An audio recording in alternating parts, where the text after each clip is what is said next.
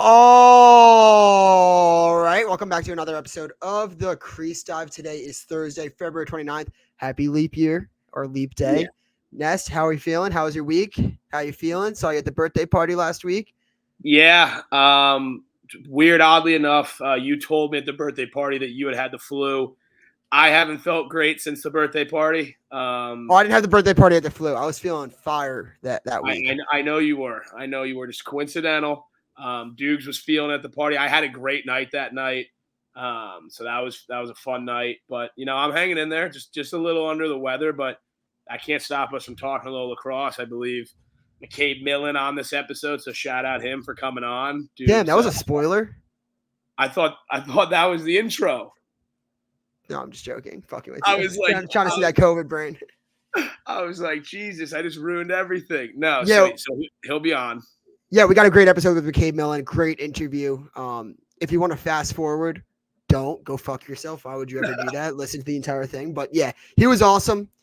Great personality, great kid, great lacrosse player. I think that I would own him in net though, right? Like I feel like the number one lacrosse recruiter, the number one freshman. I think he'd kind have of dominated by Dukes. He'd have a hard time getting some past you. And yeah, I didn't want to put him on the spot, but yeah, I'm taking Dukes there. So if McCabe listens to this one back and he makes it this far without listening to the interview part, McCabe will have to set it up. If Dukes doesn't want to get in the goal, challenge, I volunteer as tribute. All right, Ness, let's actually go into that really quick. I know people are going to want to hear our thoughts on like last weekend's games. Look, we're not going to go game by game anymore.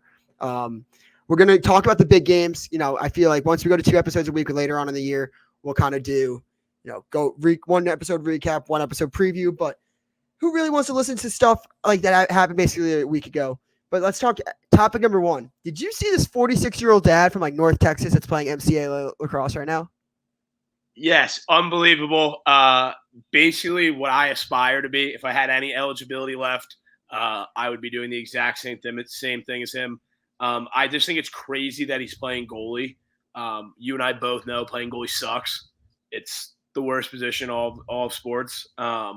So for him to be doing it at 46, having these 18 to 22, 23-year-olds, especially at the club level, there's some good skill there, but, some guys can bring that heat and may not have the most accuracy. So hats off to him for Dukes pulling, for those watching Dukes just pulled it up on the screen. 46-year-old, 46. Wait, also, let's just do some math here really quick, all right? Rory Pop Sanders, 46, is playing goalie for North Texas this season after enrolling at the school this academic year. He was convinced to join the team by his sons Wes, a 20-year-old midfielder, and Ethan, a 23-year-old defensive coach. Told him to come. So his son is his coach. Yeah, correct. His I believe his eldest son is his coach, and I think that's one of the funniest things ever, to come off the sidelines and you're chopping up in the huddle, and your son's kind of the one controlling it. I think we're gonna need to at least reach out to this guy for comment or do our best to get in contact with him.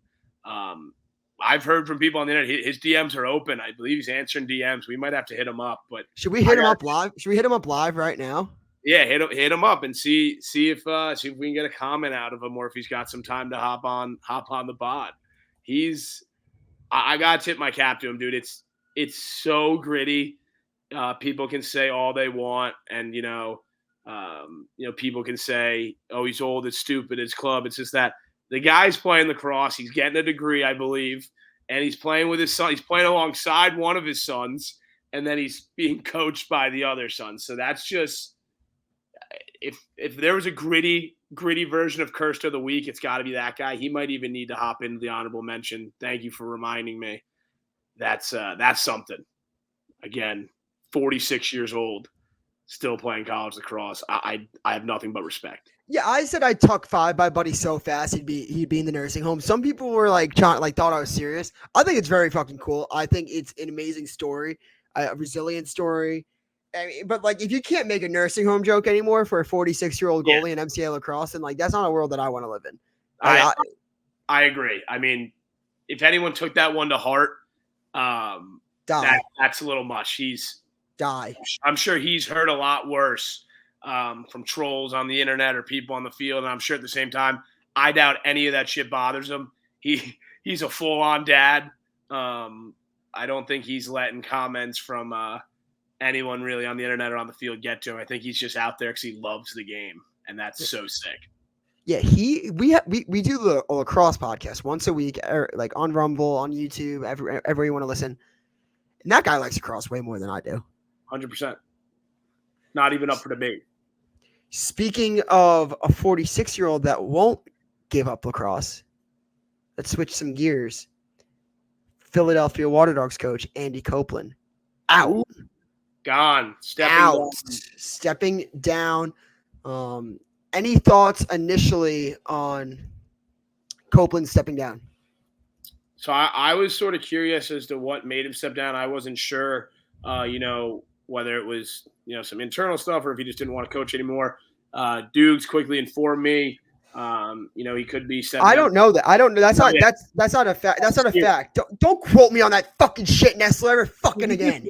This is bullshit. When you get all heated at me when I'm trying to say, I was going to say, he informed me that there was a possibility that he was trying to watch his kids and, his kids are getting older and stuff like that. So, but who knows? Again, not quoting Doogs, nothing is fact. Thank you. But just opened my eyes a little bit that maybe it wasn't some sort of, nonsense behind the scene, and maybe he just wants to go enjoy more time on his own, especially the PLL takes up a big chunk of your summer. I believe it's like overall, if you're on the team, probably 3-4 full days of the week between travel and whatnot. So maybe just want to spend some more time with his family, and we'll see. Who do you got any prospects for who you think is going to step up into that role? Yeah, but before that, I think that it could be, it could be summer, it could be traveling, it could be the wife, classic woman, as we know, with the girlfriends bitching in your ear, being like, you're watching too much lacrosse, you're spending too much time with lacrosse. Fuck that. No, I'm kidding. Yeah, but I don't know. Copeland is, I think, for my money, he came into the league, set up an expansion team, struggled his first year in the bubble. But you want to talk about a quick turnaround. He was the number 1 seed the next year, lost to the Whipsnakes, who ended up winning it all, comes back, wins the championship, loses in the championship, takes his team to the championship series championship, and he loses. Look, the one thing that I'll say is when I talked to him at Champ Series, it didn't seem like a guy that was trying. Or it didn't seem like he was giving his goodbyes to me, because I feel like me and him have kind of grown to have a relationship at this point. So that kind of took me aback. And look, I'm not the type of lacrosse guy that will necessarily dive in for like finding out the intricacies of someone's life and like why they're leaving. So could it be something that just wants to just stay at home with the family? For sure. Could it be something else? 100%. Do you think it's weird? I do think it's weird. The one thing is that he signed all these guys recently long-term. He just signed Dylan Ward. It seems like Scarpello on Twitter just now is drinking and eating wings alone. So, clearly the guys weren't really informed at Champ Series. So I think this was kind of a blindside and a shock to a bunch of people, including myself. So something happened from Champ Series to now, in my opinion. I don't know what that is. But that's just my reading between the lines.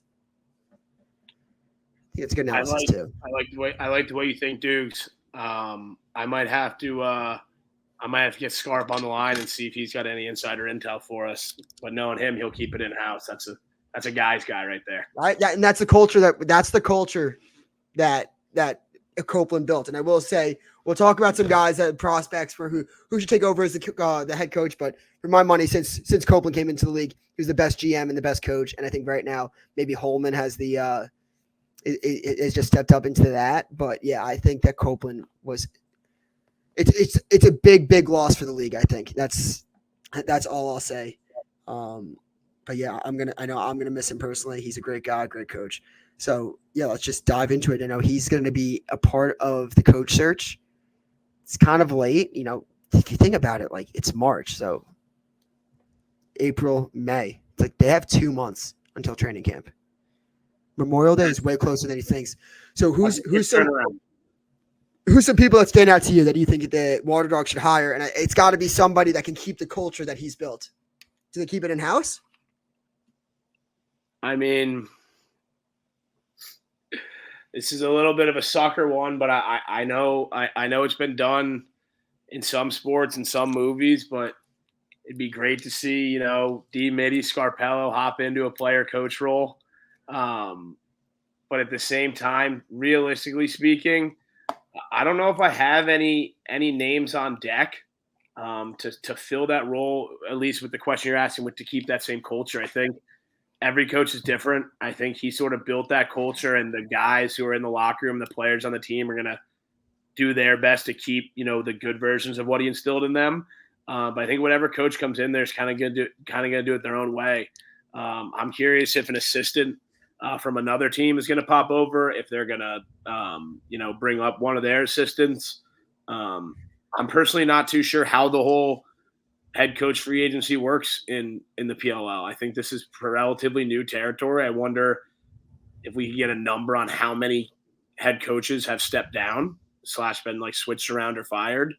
The league's so new that it's just not easy to tell. Do you want me to tell you? Yeah, do you want me to go through all of them for you? Yeah, hit me up. Okay, fine. We'll look at the original coaches. You had John Paul Adams, the first Michigan coach who coached the MCLA. He was gone. And then they hired Ben Rubior, and he did great at first. Got the Atlas a shit ton of those draft picks, but something happened there. Then it became Mike Pressler, who, he maybe has like 1 or 2 more seasons, honestly, with that trajectory. And then you look at the Chrome. Do you know the Chrome's first head coach? Well, they're no longer with us, but do you know the Chrome's first head coach? Legend. Nope. Dom Starshire. Oh, he was stunk in the league. Stunk. We were just talking about his NIL comments a little bit. I don't know. No spoilers, but no spoilers. Maybe a little trailer. Maybe a little trailer. Yeah, Dom Starja. And then you had Sudan. Sudan took over for him. And then you had Copeland. Then you had just Nat St. Laurent. And then you had just Chris Bates.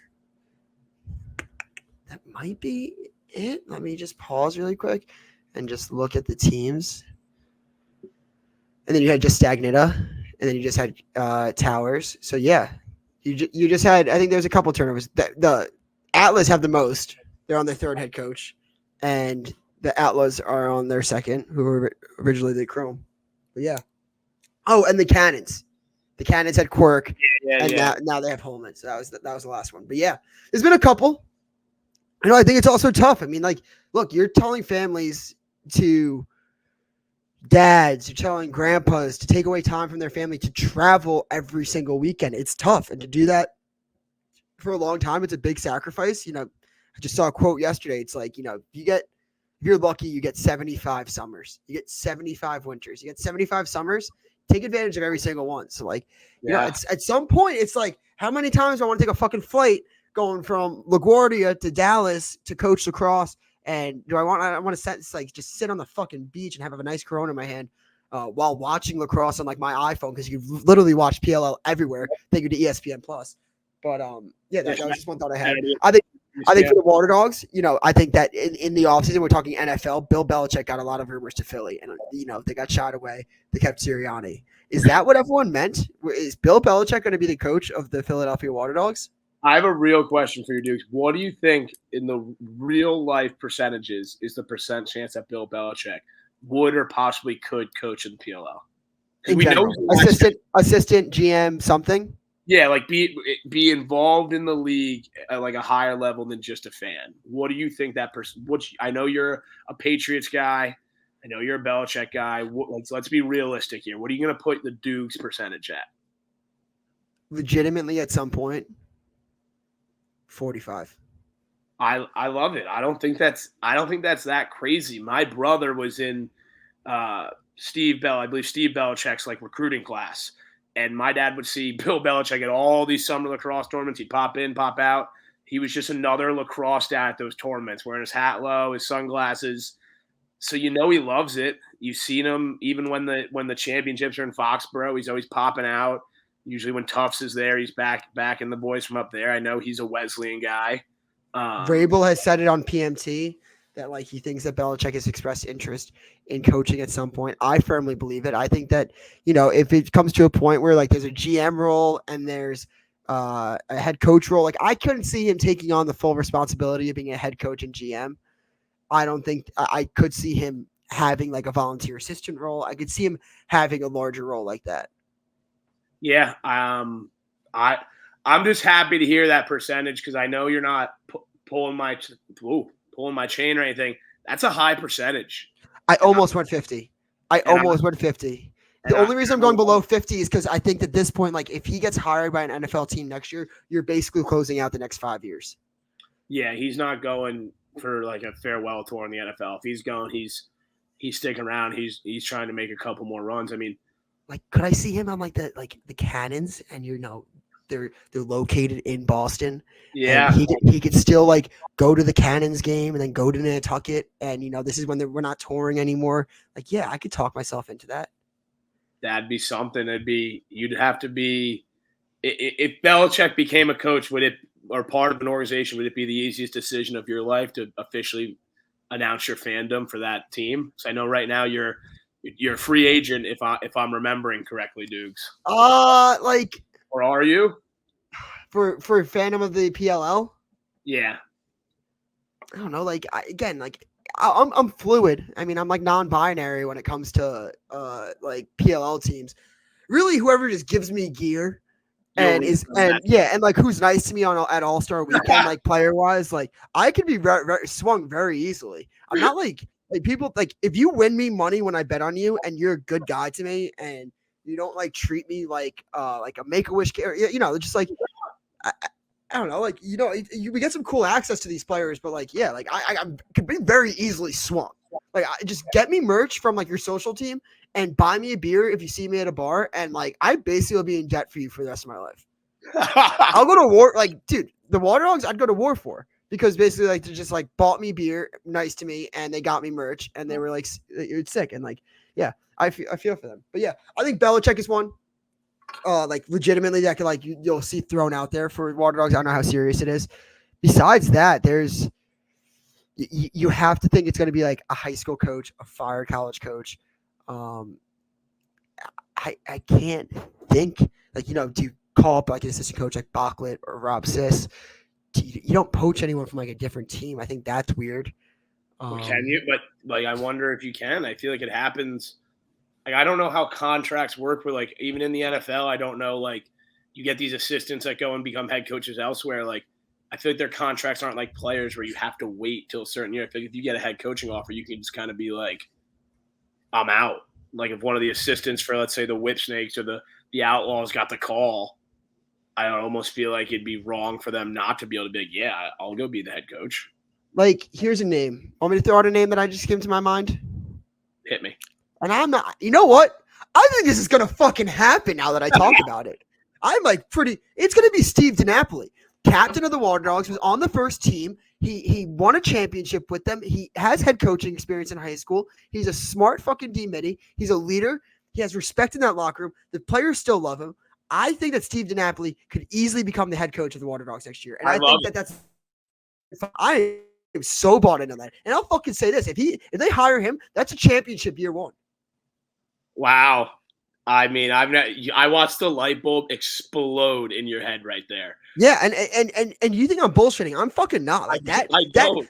You have one right move right now if you're Copeland and you're like, and it is to do everything you can to get to Napoli. Now, that will be hard because I bet you part of the reason DiNapoli retired was so he had more time away from lacrosse and away from like traveling, and the same reason I just said. But seriously, like if they want to make a splash, if they want to make the right hire, it's him.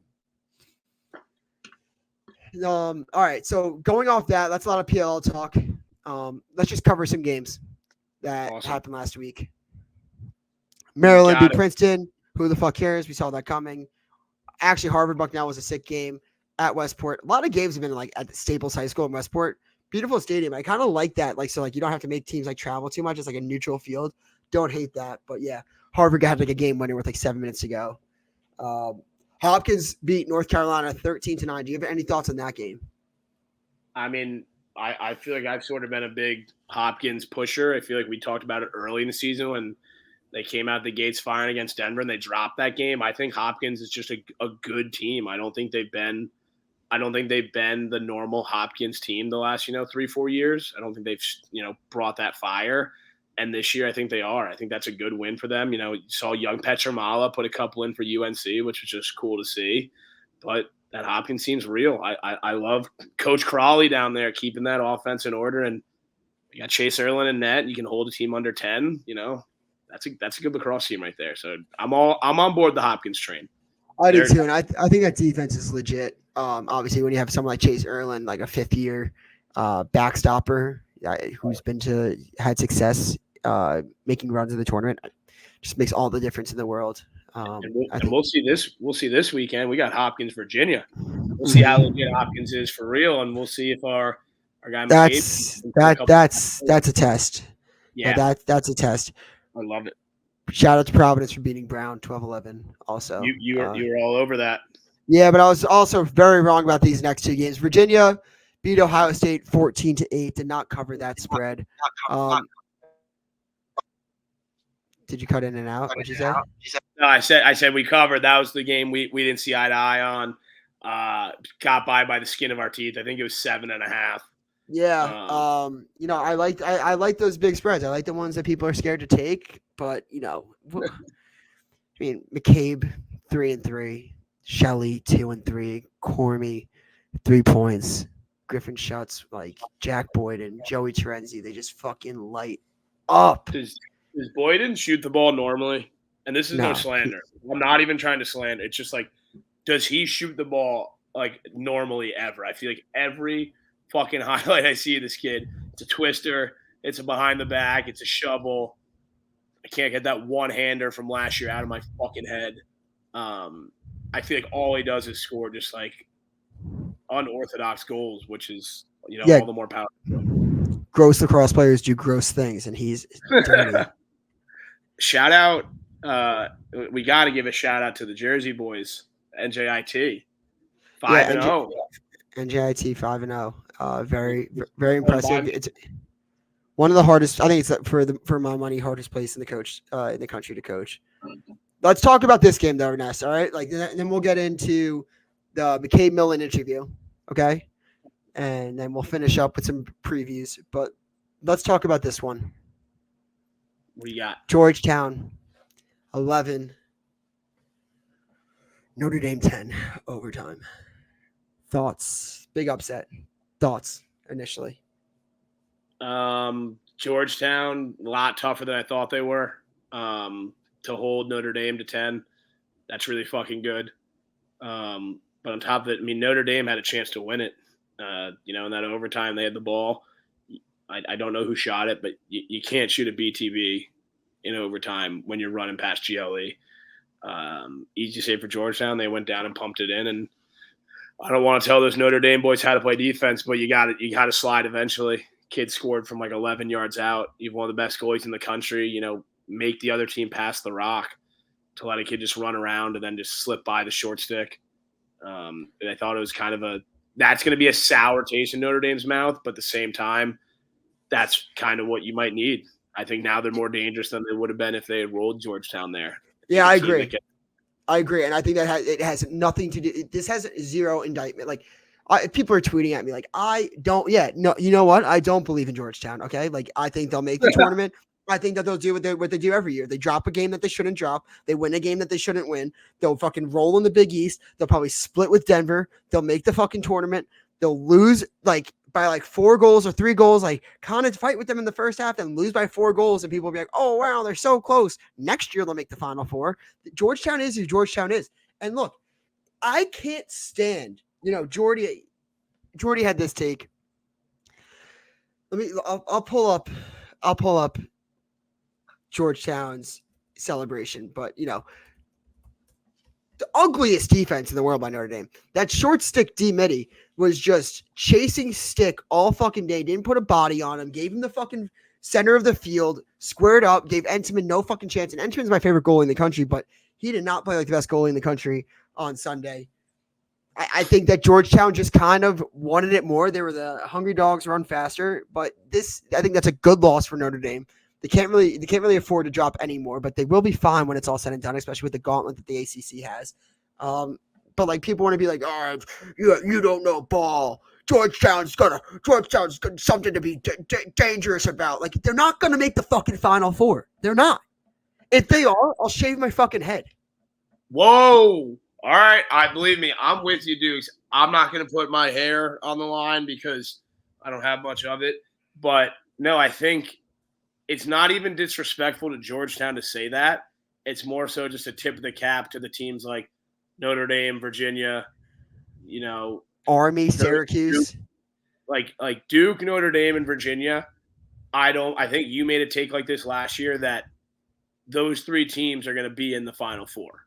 And I'd almost be willing to bet. I wish there was a way I could bet that. If there is on DraftKings, let me know. I'll be the first one to bet it. But those three teams are almost, in my eyes, in a different tier. I think Syracuse, Cornell, and teams like that are an Army are right underneath them. And then Georgetown's kind of just there. And I'm not even trying to disrespect Georgetown. It's just I feel like it is what it is. And I'm just calling it like I see it. You about to show the viewers the celebration or the defense or both? We'll show both. We'll put it with sound for the people that are listening on audio. Thank you to everyone. Again, this is actually a reminder right now. Before we play this clip, take 2 fucking seconds. Subscribe on YouTube. Open up your phone. Now steal your mom's phone. Get her to subscribe to us on YouTube. Subscribe to us on Rumble. Press like. Throw us a comment. Throw us a like. Show us some love. Appreciate you guys. But here's the game-winning goal in Georgetown. I don't think we have any sound, by the way, Dukes. Just letting you know. It's on my end. Oh, I mean, I they cut the celly out there. No, Ness, give me a second to break this down. Give me a second to cook. Here's where I stand. 1, Kevin Warren's outfit was fucking fire. The only down part about that is that you have to now be the guy that dresses cool on the sidelines for the rest of your career, which is a lot of fucking pressure. 3, I agree with Jordy. It's he's save it for the locker room. It's February, chill. It's not May. People are like, oh, we can't have fun anymore. Fun police, you can't do that. You're fucking Georgetown. For the past couple of years, you're put some respect on our names. We're right there with the top dogs. We're an elite program. We're with Duke, Hopkins, blah, blah, blah. They want to act like there's some premier program like top dogs. You think Duke would have celebrated like that after beating Notre Dame? You can have fun. You can be wild. You can be chest bumping and stuff. I don't know if he did it on purpose or not to do the tumble and whatever. That's where I was kind of out on. I'm happy for the players. Save it for the locker room. But I don't. Do you hear what I'm saying at all? It's if you want to be with the top dogs, you don't really storm the court or have that whole, act like you kind of been there before. I think here's what I'll say. I don't think the player celebration in my eyes was fine. I mean, 100%. Totally agree. Every team that wins in overtime is going to storm the field. 100%. The coach going down, I think it was a little bit of an athletic accident, where he went down, but he was able to sort of scoop himself up in one motion and kind of made it look, like a little bit of a celebration. I can see where you're coming from, but I didn't look at it and think, holy shit, these guys are, they're celebrating like they won the national championship. But at the same time, I see what you mean. Duke, the Duke coaches are certainly not going to celebrate like that. So I agree with you there. I hear what you're saying, and I don't know how accidental, or if it was just he was trying to celebrate, but the tumble being I was just yeah. Oh, dude, you guys were supposed to win it all last year. You guys were number 2 in the country last year. You guys were in the quarterfinals with Caraway in them, and you guys got fucking blown out by Virginia. They're quarterfinals merchants. And I tweeted that they'll never yeah, you can celebrate now because you won't celebrate Memorial Day weekend. So get your celebrations in now. If that's the type of program you want to be, act like you're Jacksonville beating Duke. Oh well, Jacksonville's dead. We had to. Yeah, Jacksonville's dead. That was the one game where we were on together. All right, I guess the last game that we'll touch on because I just remembered because it didn't happen over the weekend. It just happened over our shoulder, actually, on the interview with McCabe Millon. Army down Syracuse at the Dome. Great game, explosive game. Didn't really catch the game winner yet. I guess I'll pull it up maybe actually since we have that option. But I was watching a little bit of it before the interview. Here we go. Want to watch it together? Yeah, let's see it. I haven't seen it either.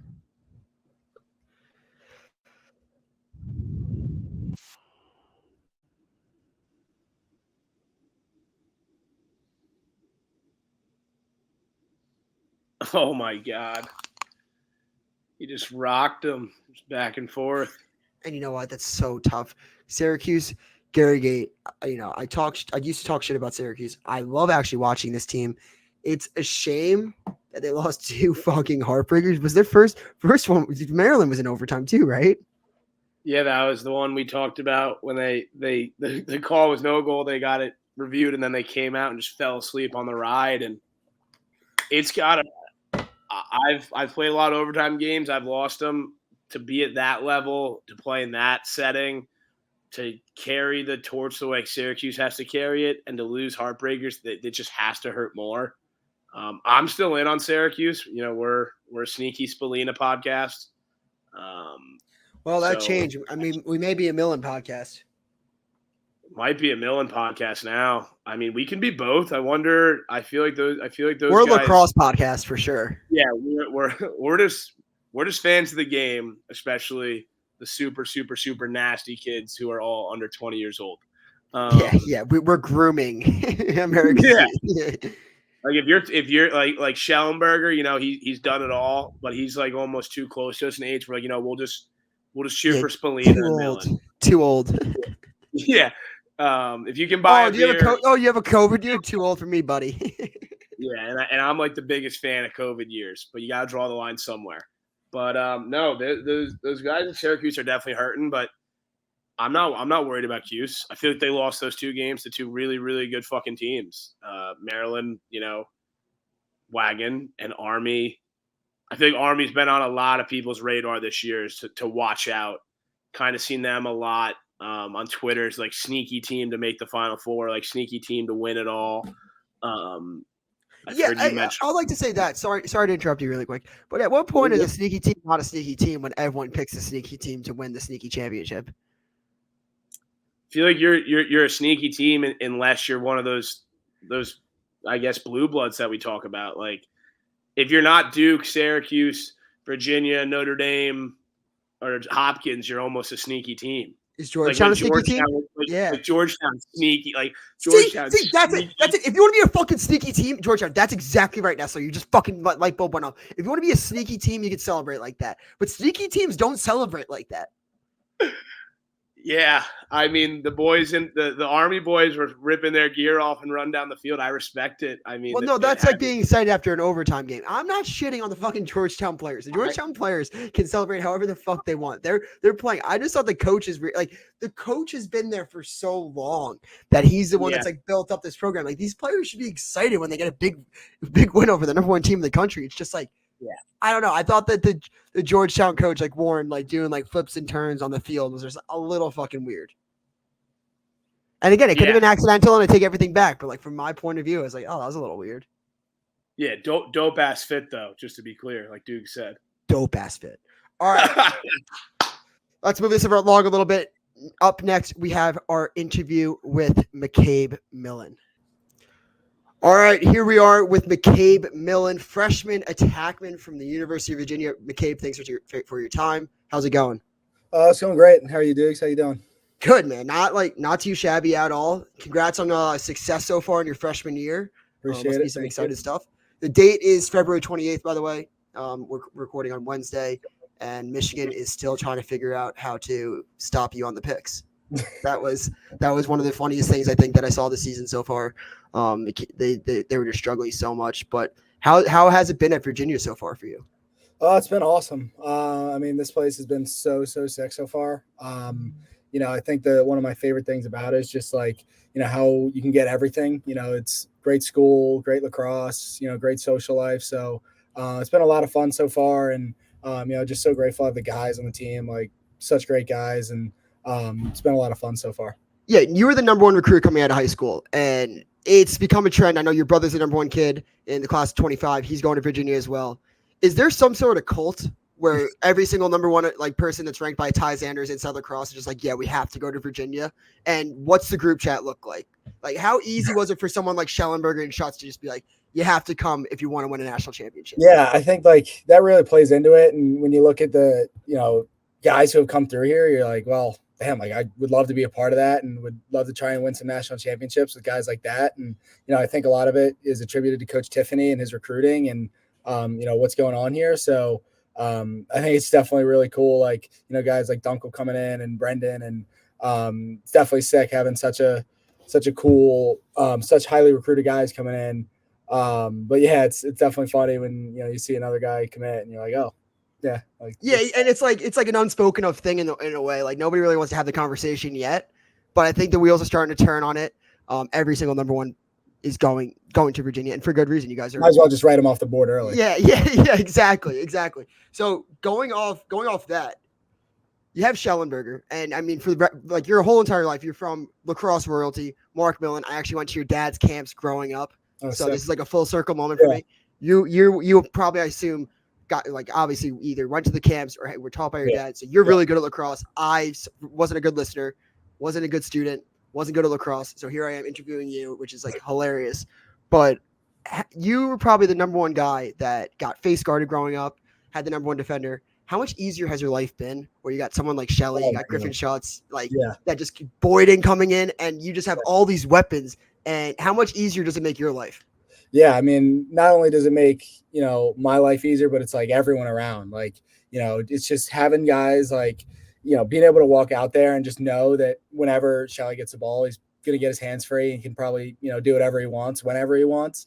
It just makes our whole offense just click so much smoother. Just, having confidence in all of our guys, knowing that like, there's not too many matchups, in the sport where, Connor's not going to win and, Griffin's not going to win, and Boyden can do whatever he wants, and he'll probably become disgusting twister, stick one. But like, I think it's so cool. Like, especially, growing up and watching so much lacrosse, like, to actually be in it and see like, it actually happen on the field and, watch Connor do what he does and Peyton do what he does it's really cool. Yeah. How much of an influence or relationship do you and Connor have off the field? How much of a help has he been in your freshman year? Because obviously, set aside the lacrosse expectations that you have as the number one, being a college student as a freshman, it's hard enough. So how much as a help has Connor been for you in your freshman year? Connor's been huge. And I'd say like all the upperclassmen as a whole, but, Connor and Peyton specifically, like,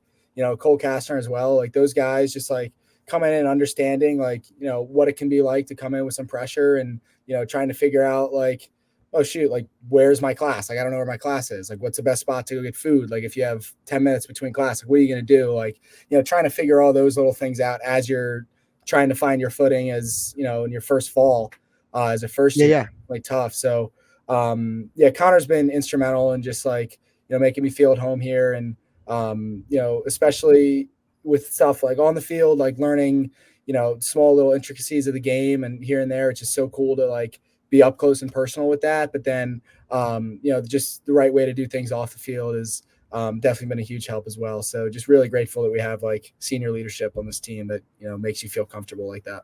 Yeah. And winners as well. And backstage, I'm going to add my co-host right now, D3 guy. We're just talking Jack Boyden. Nest, how's it going? Fantastic, Doogs. Thanks for having me. Gabe, very nice to meet you, brother. How you doing? Fantastic. Speaking of D3, just had to come in. I saw Boyden score the nastiest goal I think I've ever seen in the cross against Cabrini last year. Little one-hander. And just to clarify, I was not in the goal. I was an alumni for that, but it hurt a lot. So I was listening in. Glad you guys are getting off to a good start here. Yeah, McCabe, I want to just jump into this really quick. So obviously, your mom and dad are Hall of Famers. You're the number one recruit. Your brother's the number one recruit. Did you guys even consider having the conversation? Like, I know like parents, you have the sit down conversation like about the bees and the whatever, but like, did you ever consider like being like, hey dad, I want to play baseball? I would say like, I love baseball. Like baseball is like one of my favorite sports. Like my dad grew up a huge Yankees fan. So, we watch, one of the things we do like every summer is we watch almost every Yankees baseball game together. That's awesome. So honestly, like growing up, I played everything, like, loved baseball, loved soccer, played a bunch of basketball, but, I think just growing up and like as I was going to all his camps and, you know, being a part of those and just seeing like, you know, what it was like as he's being director of all these tournaments and director of the camps or whatever, like it kind of was never really a question. You know, my parents never like, one thing that they had talked about was like, all right, we're not going to force like lacrosse on these guys. Like, we're not going to put a stick in their hands and say like, oh, like we're Hall of Famers, you got to follow in our footsteps. More of like, you know, they'll be exposed to it naturally. And then, you know, they'll probably pick it up, but if they don't, they don't. And that's you. I think you nailed it right there. Sorry to interrupt you for a second, but like when you're talking about all the sports that you played growing up, I firmly believe that when you don't force a stick in a kid's hand and you just like play whatever, when you play everything, and I don't want to speak for you, you're gonna fall in love with lacrosse just because of like, I know it's a cliche thing, but it's a combination of all the sports. No doubt, and especially like I think being able to fall in love with it yourself is so important too. And like, you know, if you're taught to love something because, you know, oh, dad played at whatever school, like I need to go to that school and do his thing and do whatever. Like you're going out to shoot, you're going out to do this, you're going like it's hard to really like fall in love with it when you're told to. But, you know, as you can kind of stumble upon it yourself and, you know, obviously learn a ton from my dad, but also like growing up watching YouTube and watching all the like, you know, college lacrosse games on TV and like being like, oh, that's pretty cool. Like I wish I could do that one day. That actually leads me to my next question is obviously your dad was a huge inspiration, but like even growing up, like when I was going to your dad's camps, like it's not like Mark Millon highlights were just accessible like they are with like Justin Gutterding or like, you know, some of these. So who is your inspiration on YouTube or just growing up that like you model your game after or someone that you just looked up to as so I grew up like on a lot of my dad's like footage and old like VHS stuff. And then I watched a ton of Grant Ament. Grant like had gone to a bunch of my dad's camps when he was younger and kind of like got to know him very well and we're very good friends and watched a bunch of Michael Sowers when I was probably in like late middle school years. I loved Kevin Rice at Syracuse. And then like as I was kind of getting older, like in high school, it was funny enough, I was watching a lot of Connor and trying to model my game after him a little bit. So you know, I'd like to try and put together as much of like the good combination as possible. I'd say the majority of my games built off my dad's, and then you know, in the past 4 years or so, it's tried to built a lot like Connor's. What have you learned from your mom? What has your mom taught you that you've kind of taken into your game, either like mentally, emotionally, anything that she taught you that kind of stood out? Yeah, I'd say my mom's done the most for me, and just like the sense of being there like as a rock and, you know, as an emotional like understanding of the game. And like, you know, a lot of times, you know, if you get frustrated after a loss, and my dad's frustrated too, like can dissolve into some, you know, arguments pretty quick. And, you know, and you can always have your mom there, like to talk about like why you're frustrated and do this and that. Like, you know, I think it was another thing in that because was such a great lacrosse player too, she's not just going to walk off the field and be like, oh, you played great. Like, oh, like, you know, and she can actually understand, like, I know you're upset. I get it. Like, there were probably a couple things you could have done better. I get it. But like, so I think like having that emotional support's always been really huge for me. And like, you know, after a game and, you know, when I'll finish like a college game now, for my dad to be like, dude, you should have had like 2 or 3 more. And my mom's like just there, just happy to see me. So it's dude, it's like dude, you should have had 2 more. Dude, I had 4. It's not bad. So your dad was a Long Island legend. You're from Maryland. Yeah. Long Island or Maryland. Where does he stand? Where does he stand nowadays in the debate? Where does he stand? He would never, ever say it was a bad word about Strong Island. But, you know, I like to consider myself like that I was raised by a Long Islander and like have a little bit of the tough blood in me, but I can't step away from Baltimore lacrosse. I think the MIAA, like an all-time team it would be a really good game if you could take like an all-time MIAA Baltimore team against like an all-time Long Island team. But couldn't agree more. Yeah. And this is where I'll stick up for Long Island really quick. Maryland will always have, like, Baltimore will always have the nastiest offensive players. Firmly believe that. That is true. But when you have some sick son of a bitches from Long Island with those long poles with some issues and they need to go to therapy and they just take it out on these kids, like from the MIA, I'm like, I don't know. Like, I've seen it firsthand, and it's like it brings out some great matchups. There are some twisted monsters from Long Island. Yeah. And going off defense, if we're just gonna, I know we're going all over the place here, but we're talking about the number one guys, like how like, oh, you're number one recruit. Okay, welcome to Virginia. How about like just being 6'7" with the pull and just being like, all right, you're going to start for Virginia, and you're going against Cole Kastner like every single day in practice. How much easier is that going to the games where you're just like, okay, I'm not going against a 6'6" Division I basketball prospect with a 6-foot pole. Like that's one of the craziest like differences is when like even and the craziest thing about it is like if you look like top to bottom from our defense, like 6'7", 6'6", 6'5", 6'5", 6'6", like everyone's big. So even if you get us like, oh, switch off of Cole, and then next thing you know, like George Fulton, like 6'6", steps out, you're like, cool, like nice switch, like they like sweet. So like it's definitely a huge difference when you're just so used to the length, and it's definitely like a different dodging style that you kind of have to start to adopt for those really long guys, and it's definitely been like a huge learning experience like in that sense, and especially like the physicality of like a John Schroeder who's just a monster down there. So definitely our defense is freaking dialed in, and Nunes is staying on his head. He had a 6 against Iowa State. So we're pretty dialed in down there. I can ask you the cliche question, like what's the biggest difference between college and high school? And you'll be like the speed, the physicality, but truly what has it been if you had to pick one? Is it the quickness and the speed? Is it just basically you being an 18-year-old going against, with the COVID years, you're going against kids that are like 2 years younger than me and I'm 25. So what has been the biggest impact for you think the biggest challenge so far in the games?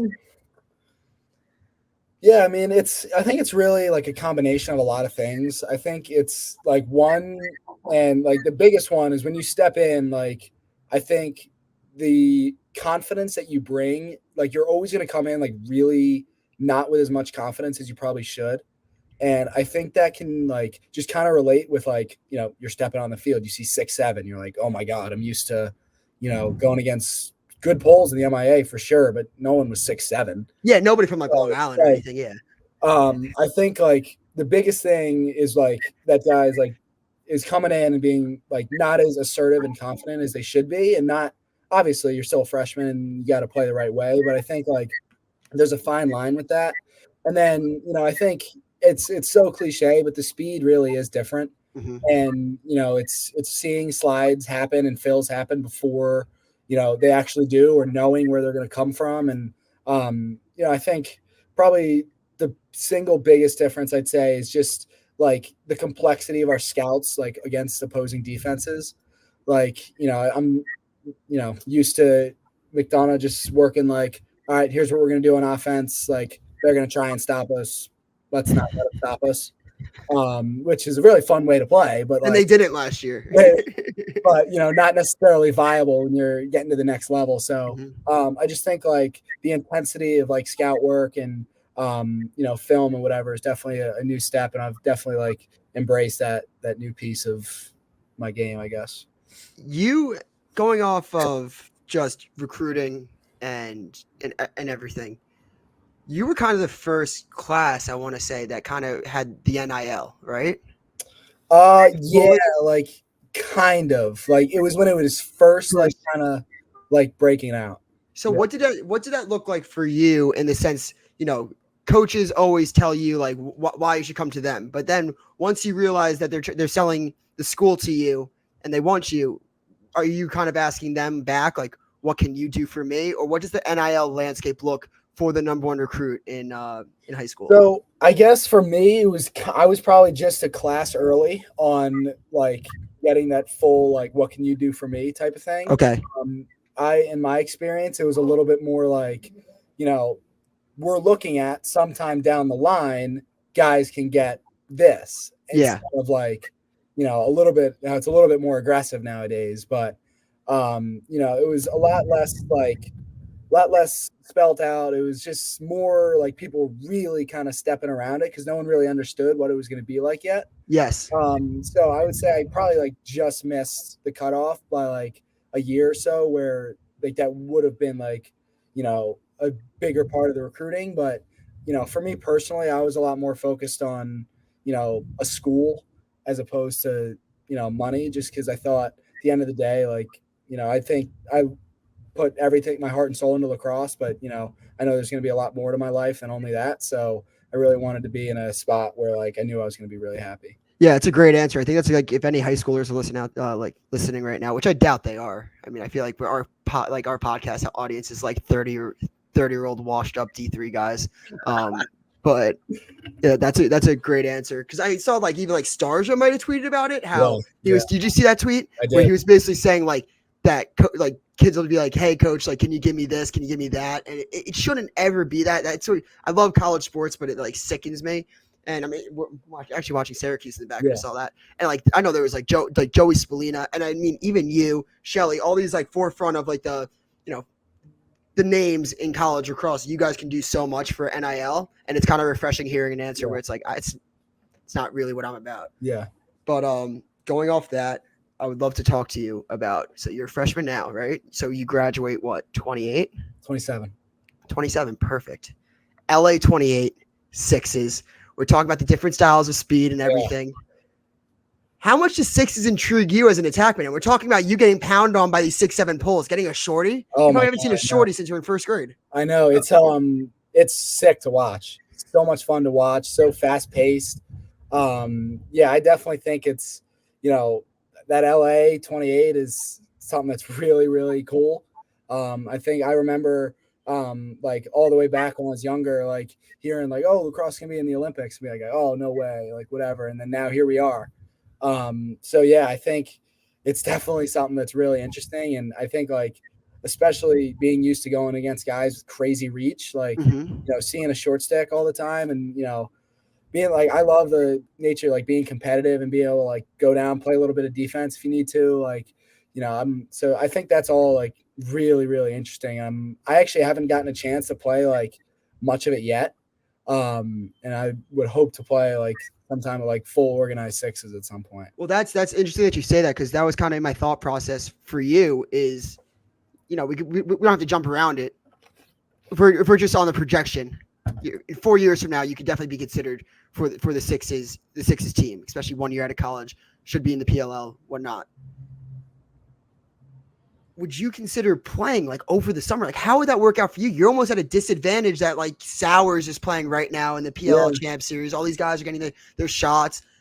What does that look like for you in training? Because obviously, I know your dad played for Team USA. Playing for Team USA is basically every lacrosse kid's dream growing up. No doubt. That's a good question. I guess at some point it's just trying to get used to the flow of how it goes. So It probably would be trying to play whether it's over the summer or just grabbing a bunch of buddies at home and playing some pickup and just trying to get used to it. I do feel it does. I've played some box, and it has a similar flow to some box stuff where you're playing more kind of sides action. Mm-hmm. It's probably a good point. The guys who have been playing for the last or I guess by 28 it'll be 4, 5, 6 years, are going to be a lot more comfortable with it. So probably just trying to get a bunch of buddies out at home and getting after it and just having some fun on a random day and just playing some sixes. Look, me and Nest, we played goalie growing up, all right? So if you ever need two sickos to hop in cage to see some shots, I mean, you'll never have a better shooting percentage in your life. But I cannot believe some of the welts that those goalies walk away from sixes with. I think that honestly, I was the type that you have 15 yards hand free. I'm not saving that shit. And I closer in shots, from 10 yards in. Yeah. So I think that I actually like those shots. I think I'd like sixes better, because I high, as much as people say you get so much shots, I think more shots some goalies see. Matt DeLuca, I don't know if you watched any of it, but the Waterdogs goalie, Yep. he's a sicko, and I think that he's the type of goalie that sees more shots the better he gets. Yeah, but it's definitely some of the shins that those poor guys are just beat up, those goalies. And but, you're in the ACC. You're in the ACC. We're talking about goalies right now, so this just jumped into my head. I think it's the ACC is loaded with goalies. You got Nunes, you got Entenmann for my buck. I know you're probably gonna disagree. For my buck, best goalie in the country. I think Colin Krieg's right there with everybody. Will Mark is proving to be one of the best goalies in the country. Yep. which goalie are you most looking forward to playing? And this doesn't even have to be a specific goalie in general. I'm talking about at their crib. It's like Arlotta in the spring. Is it at the Carrier Dome? Is it at Chapel Hill? Like which field are you kind of looking forward to hopefully putting one past these tendies? Yeah, that's a good question. I think like really any of the ACC games are going to be everything I've kind of dreamed of for so long, and Yeah. ACC being the best conference in lacrosse and just straight blue bloods, and I think it would be really cool. But in that same vein, like watch so many games at the Carrier Dome, and I think playing in the Dome for the first time would be really, really cool experience. Especially like in the be like, hey Dad, what was it like playing in the Dome? And like getting to do that father-son thing, I think is going to be really cool. So all the ACC games are going to be really, really sick, and but I think just getting that first experience in the Dome is going to be really cool. Yeah, he loves the Dome. I love the Dome too. I think it's sick. I'm a sucker for Klockner and Arlotta in the spring when you could just. I'm a sucker for grass. When you see fans on grass, I'm all in on that. Carrier Dome, like, yeah. Oh my God, give me that hill. I need to make my way to Klockner. I really do. Oh, it gets popping. It was sick on last Saturday or Sunday. Yeah, that's all. Speaking of the Carrier Dome, I'm pretty sure Army just scored a game winner over your right shoulder before Doogs. I was watching it in the background there. I think that game's over. I think Hughes just lost. Yeah. Wow. Damn. And that's the thing. I mean, if you want to talk about that, one of the cool things about the ACC is like you drop one out of conference, and all of a sudden it's like, oh well, we play the top 10 just in a circle, just loop it. So you get so many opportunities. But, yeah. The ACC is going to be a gauntlet for you. I know that you're prepared for it, and I think. Finishing up, really, I have a question about, your dad. The Waterdogs opening just opened, right? Your dad, MLL legend. Your dad's going to finish up coaching summer, Team 91 Maryland, when your brother graduates. You'll be in the league in a couple of years. Could we see Mark Millon coaching? We got like a little Bronny LeBron situation. Like, what would the recruiting pitch look like for you to your dad if you're in the PLL and you wanted to come coach you? Because I feel like that would be a very cool moment. And I feel like that's the most realistic option. Yeah, I'd say as long as he can find a golf course after the game, good to go. Good to go. But no, you're right. That would be really sick. Really special. I mean, growing up and playing first club teams and all the way up until I guess end of junior year of high school, like. He's always been there as a coach, but mentor and, father on out there when I need him. And even now, like after games, like always like breaking things down and what can I do better? What do you think I did well? Like stuff like that. So, I think it would be really cool to get to do that again and get to play some golf after some games too. Is he still tearing up the the over 35 leagues? Oh, no, he can't play anymore. He's a little banged up. The miles of club and then MLL and they got to him. But he must be excited just to be finishing up the summer circuit with because I know I think every dad, especially the coaches, it gets longer and longer. When I was doing it, it was insane. Now it's brutal. Yeah. So the only thing is he's kind of trading out the coaching for a lot of the tournaments now where. He's running a bunch of tournaments over the summer. So, he's not coaching as many teams, but then overseeing more events. So, summers are still a really busy time. It's funny, growing up, all the summers usually for most of my friends, it's like, oh, cool. Going on vacation, doing this, doing that. And I'm usually like, oh, cool. I'm traveling with my dad here, doing camp after camp and whatever. So summers have always been a pretty busy time, but. Yeah. I'm going to Farmingdale State College. Yeah, I'm going to Gaithersburg, Maryland. Yeah, you're just going to just random places. Yeah, it's the best. Yeah, that's actually where your dad's camp was. Yeah, I remember. Yeah, I went to a couple Farmingdales. Did you go to where'd you go? Which camps did you go to? I think your dad's. Yeah. I think it was at Farmingdale State. I must have been in third grade, and someone was just like, "I'm going to Mark Millon's lacrosse camp." That's awesome. And it was sleepaway, and I was like, "That is sick." It's a sleepaway camp, and then I was like, "Wait, we have to play lacrosse all the time?" What? You know what I mean? My friend was like, "It's a sleepaway camp," and I was like, "Oh, that's awesome." But I remember it being so much goddamn fun. That's seriously awesome. Some of my best memories. McCabe, I won't keep you too long. I know you probably got some studying to do. Thank you so much for hopping on. Seriously. Thank you guys for having me. Much Yeah. appreciated. All right, that's the interview with McCabe Millon. Me and Nestler will preview next weekend's games right now. All right, that was McCabe Millon. Awesome interview. Go follow him on all his socials, all his plugs. He's gonna be one of the best players for the next couple of years. Lucky that we got him as a freshman. Ness, what did you think about that? I thought it was really cool. Doogs kind of snuck that one in behind my back, making the magic happen. Little bit under the weather, so Doogs handled it.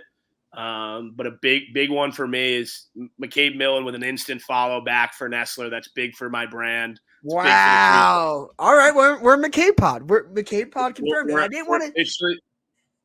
We're officially a McCabe Pod. We're officially a McCabe Pod. I mean, that's just a good guy. And I will say, Doogs and I are 25, 26 years old. It's probably not easy for a 19-year-old freshman to come on and shoot the shit with two dickhead podcasters who may or may not just be trying to fuck with them. I thought he handled his questions great. Seems like a good dude and just comes from an athletic-ass family. I mean, like you said, his parents are unreal athletes, and I wish I had a little bit more time to ask him about his brother just because I think having two brothers that are that – yeah, I like having two brothers that are that talented and wondering which one of them truly thinks they're better than the other. So I'll get that answer out of him. I'll give him some space so he can study. It's like the Kavanaughs, but like I could think of like a higher profile lacrosse family for sure, like right off the top of my head. But we don't need to dive too much into lacrosse families.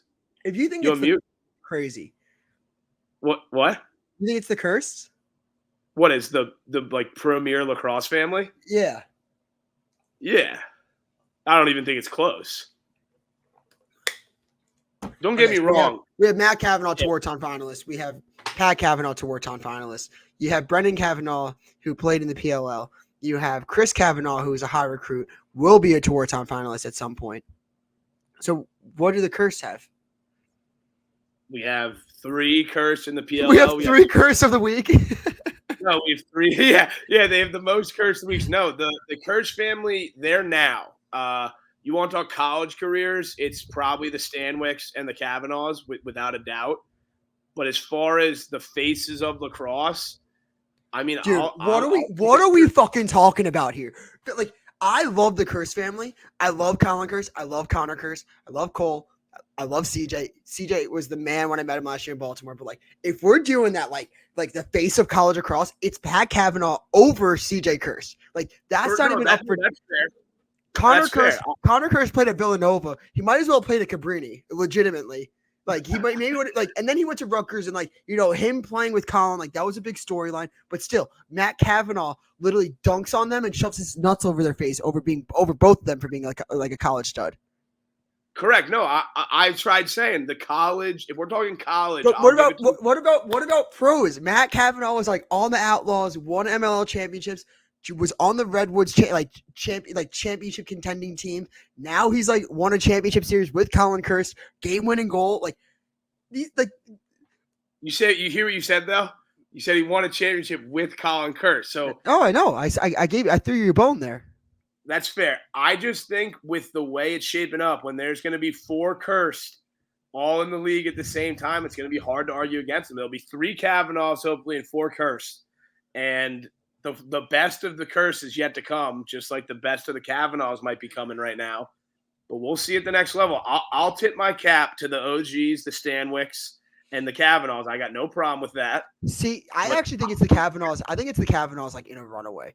Even the Stanwicks, like, okay, Steele. It's not like Shaq. Like, Shaq had like a cool name, played at Hopkins, and everyone like wanted him to be better than he was. But like, even Pat's way better than Shaq was. Don't sleep on Wes. Stanwick. Wells was sick. Wells was sick. Drove him to a summer tournament back in the heyday when he was a coach. That's sick. Yeah, Wells was dirty. But still, yeah, I don't. Yeah, it's still the Kavanaughs. I just need to shout out the Kavanaughs. I mean, that's fair. That's fair. I can't. Even if I did think it was the Kavanaughs, I would never say it. I know. And you know what? And if I thought it was the Curse, I'd never say it was the Cursed. That's fair. That's fair. All right, that's podcast hosting. All right, let's dive into the games, Ness. It's 9:15. I'm getting my ass kicked at work. Got to watch some college basketball, so let's just dive into these games. Let's do it. Friday, we have some great fucking lax, man. Some great fucking lacrosse. Grab your beers, grab your friends. Maybe if the weather's nice enough, grab your TV, put it outside on the porch. We have college lacrosse for the happy hour, for the pregame.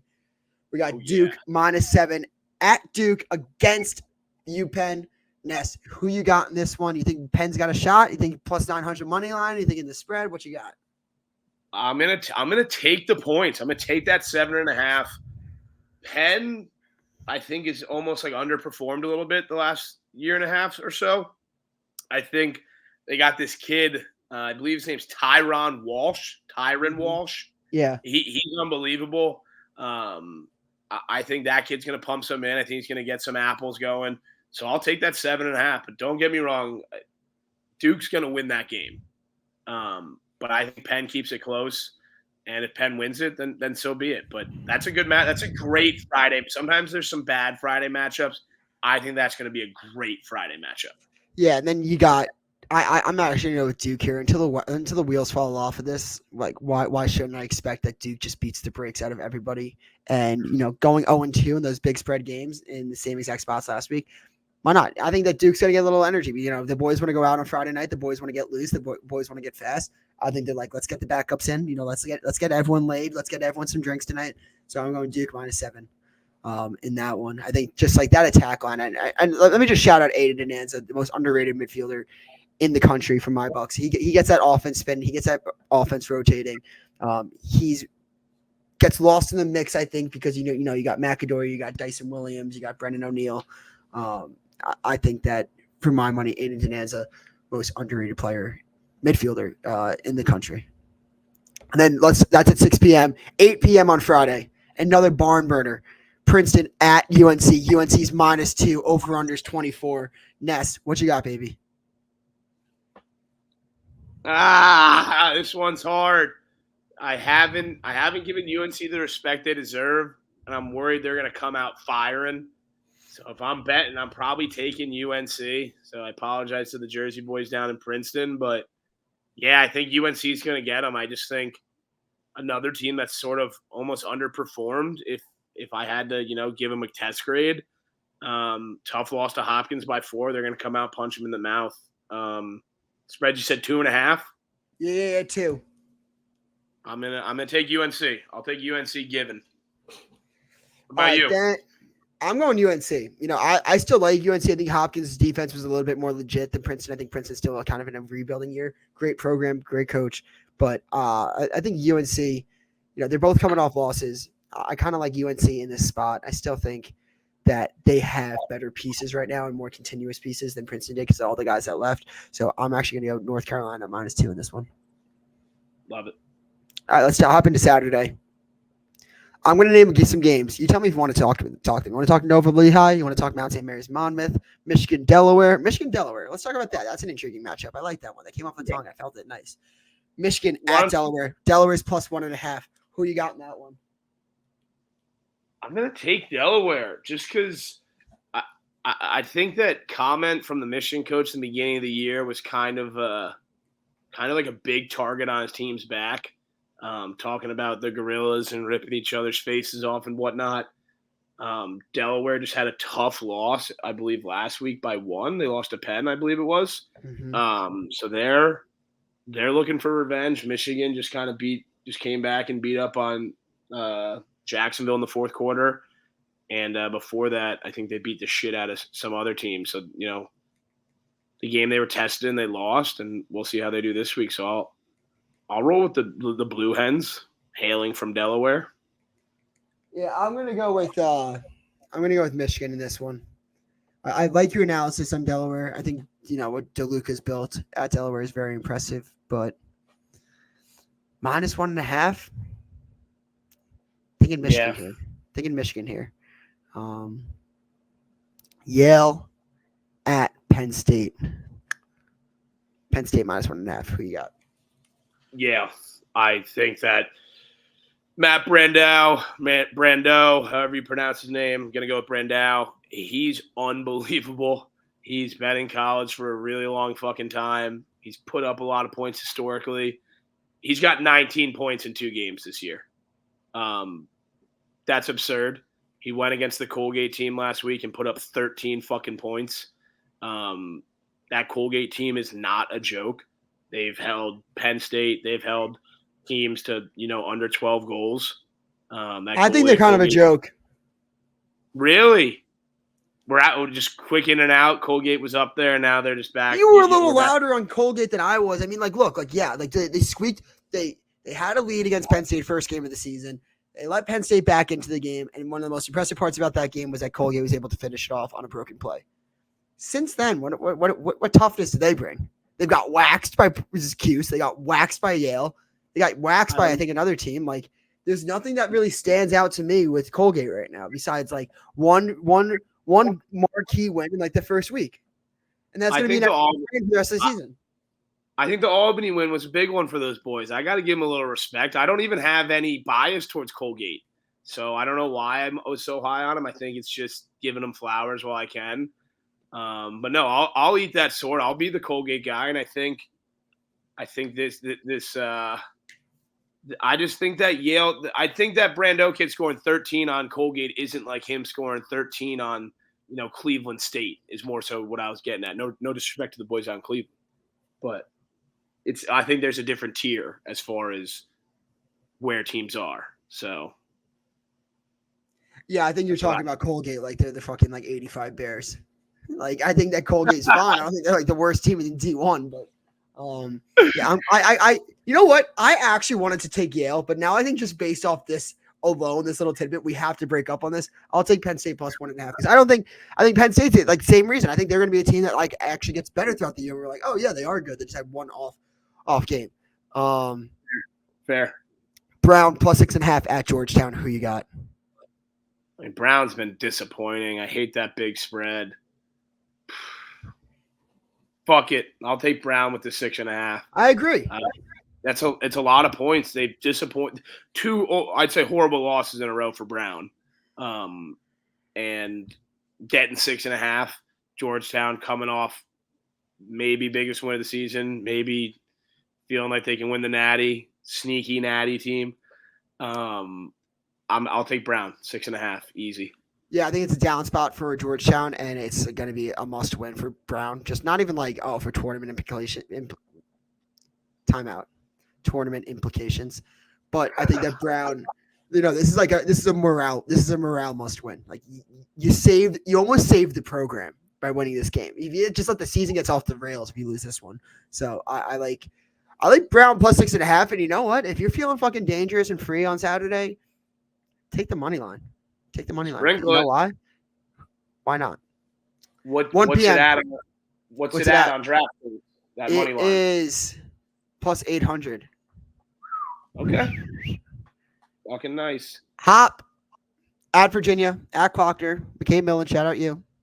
Virginia minus 3.5 over under 25. What's the place? What was that spread again? 3.5. Oh, Jesus Christ. I don't know. I'm just gonna take the over. I feel like these are the two teams I've endorsed the most. I've started endorsing Virginia as of 30 minutes ago when McCabe Millon followed me. That's big for me. So, and I don't want to go against Hunter Chevette, so I'm just gonna hope for both of them to put up a lot of goals, and whichever team wins. So I'll take the over in that one in a good shootout. Yeah, I like Virginia minus 3.5. I like under 25. I think that Virginia's defense could either stunt Hopkins's defense, or that Hopkins, I think their defense is good enough where like they could stunt Virginia a little bit. But I think it's more going to be Virginia like 13-7. Yeah, that'll. I hope it's not, that'll do it. I hope it's not 13-7. That'll be that screams like a boring ass game. I want to be tuned in the fourth quarter of that game with just balls flying past the goal. You mean 19-18? Like it's 2012. Let me see if I missed anything else before we roll in to Sunday. I just want to touch on. I hope Jacksonville gets fucking curb stomped by St. John's. I mentioned this on Lax Guy Scotty's podcast. I'm anti-Jacksonville. They snubbed me years ago. I'm ready to pronounce that program dead. There's only one alumni from Jacksonville that I'll tip my cap to, and that is Coach Stagnita's son. Shout out Matt Stagnita. But Jacksonville's dead to me. Shout out Max Wellbaum. Shout out Joey Galloway. First me and Galloway have beef we need to discuss one day. First coach that recruited me. Shout out Galloway. Yeah, he snubbed my email, so clearly his recruiting skills are a little twisted there. Yeah, he got the better half. Rutgers at Hofstra is another game coming. Rutgers Hofstra on Saturday. There's no line for that game. Rutgers will probably kick the shit out of Hofstra. Hofstra's in a down year. And then you got some good games all over. You got like Marquette, Utah, UMass, Albany, Syracuse, High Point. Then you got a weird one, 9 p.m. start, Denver, Lemoyne. That's very fucking weird. That's Lemoyne D2. Are they in D1 now? Is that they lost. They lost today to Siena. Yeah, I bet on Lemoyne today. They lost at like 2:00 in the afternoon to Siena. Huh. Weird. Sneaky D1. Maybe their first year. Maybe second. Yeah, it's their first. I get them confused with like Merrimack snuck in there recently in the last few years.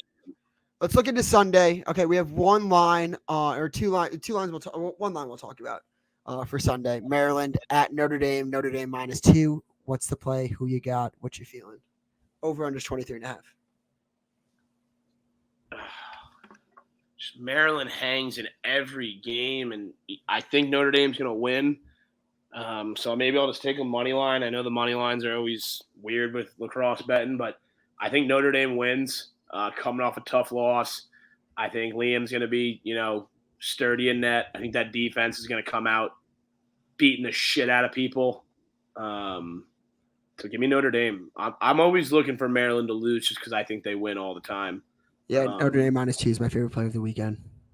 Really? The Doogs play the weekend? Bounce back spot. Love them. Good program. Hungry. Want to compete. Playing Maryland, who they have like some history with, especially with these classes. Give me Notre Dame -2. Now looking at the rest of the board for Sunday, you got Duke visiting Princeton. No spread available yet, and you got North Carolina, Penn. Princeton visiting Duke, Penn visiting North Carolina. What's just your initial feel in these games? There's no line. I mean, I think Duke beats Princeton, and I have probably Penn. I'll take Penn against North Carolina. I might just be stoned, but those are the teams that are all playing on Friday night as well, and then they're flip-flopping matchups on Sunday, it looks like. Yeah, so this is called an away trip. So teams from up north, like if you're from like Jersey or some area like Pennsylvania, you'll go visit the Carolinas, and you'll play like Duke and North Carolina. Or, if you go out west, you might play like High Point or some shit like that. Yeah, I just thought it was No, I just thought it was interesting that it was happening with like a foursome of teams. I thought maybe they were playing at one location. Do you think it was like a jamboree?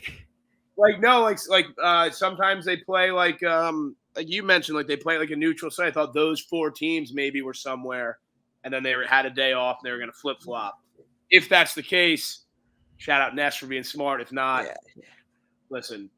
I might be highly regarded, but do those teams play on Friday? All right, Nest, you got anything else you want to talk about? I know you had some technical difficulties during your Cabrini thing. You want to talk about that at all? What happened? What's the word? Yeah, I mean, listen, I don't want to disrespect Hampton-Sydney, but what an absolute fucking dog shit stream. Horrible.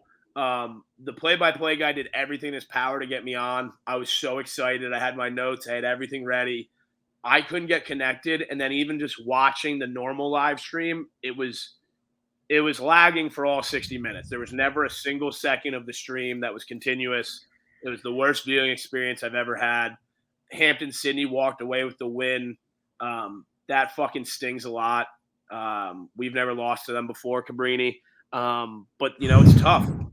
Watching those Cabrini boys fight's fun.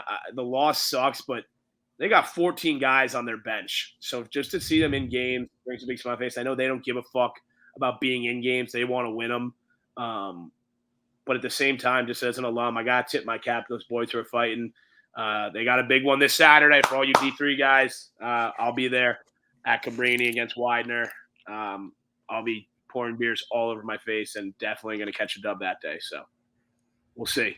Rooting for you, kind of. I actually don't know. I don't know. There's like a part of me like that actually is rooting for Cabrini, but there's like another part of me that's just like if Don't the say wheels just fall off, like I'm in the content business with you, Ness. Like sometimes losing is better content, and seeing it's not. I've never seen you broken. I've never seen you broken. Like if this season just broke you. Listen, Doogs, there'll be no content of me to be had if I'm locked up in a jail cell. So let's get that out of the way. If the season breaks, I break, and I snap, and then I'm in cuffs, and we're never gonna see Nest again. But I'm not giving up ever, not until that final whistle blows. Also, for anyone out there listening, got verbal and video proof of Doogs, confirming he will be in for Cabrini's last home game. That's not even like confirmed for the 1,000th time. No. I told you I have the half marathon on that Sunday. Exactly. The game's Friday. I have a picture of Doogs shaking my hand. He's in. He might not be drinking. He's soft. But he's there. He's in. Maybe the people want to see Doogs at the game. They want to see you support your co-host. And how about like you bring me to like another game? Like I'm a definite maybe. All right. Well, that's all right. We'll have to figure it out then. I'll have to get you down to Philly. That's another episode. That's another episode of the Crease Dive. Follow us on all socials. D00GS. Doogs basically everywhere. MNestler40 on Instagram. I think on Twitter as well. You can find him. He's all over. He's a wagon. He's killing it right now. He's on other platforms. He's with Black Sky Scotty. He's all over right now on Max Twitter. The kid's a weapon. Make sure you subscribe, follow the channels on Rumble, YouTube.